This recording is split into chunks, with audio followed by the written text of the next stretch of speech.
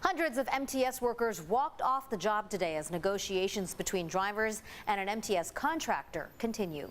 Good evening and thanks so much for joining us. I'm Marcella Lee. And I'm Jesse Pagan. The work stoppage is impacting people with disabilities who rely on public transit especially.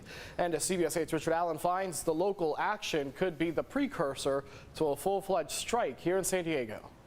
And some local drivers are walking off the job in solidarity with union members in El Centro who started their strike yesterday. But local drivers who are also in contract negotiations with the MTS contractor Transdev say they're ready to begin their own strike as early as next week.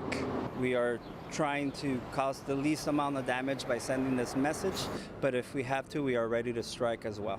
Fighting for higher wages and better working conditions, roughly 200 MTS workers called out Wednesday, a work stoppage that could continue tomorrow as well. That's impacting a couple dozen bus lines, mostly in the South Bay, as well as minibus and paratransit services, which many disabled San Diegans rely on.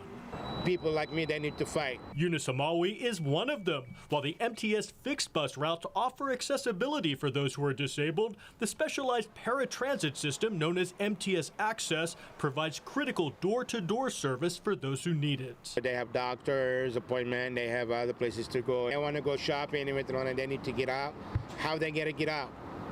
You know what I mean? Yeah, a lot of people rely on the bus. MTS passenger Sherry Yonko anticipates chaos, especially for seniors and people with disabilities, if local drivers do end up going on a full-fledged strike next week.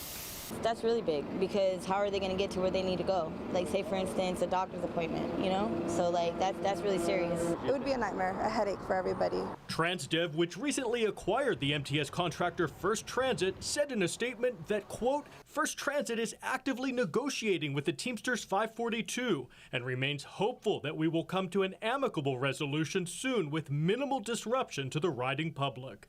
Until then, local MTS drivers who have been working without a contract since March say they are ready to hit the picket line. If this message doesn't get to Transdev and we get to bargain, then we have our strike coming up next week. And to take a closer look at the specific MTS bus lines and services that are impacted by this walk-off, just go to CBS8.com, click on the Help button.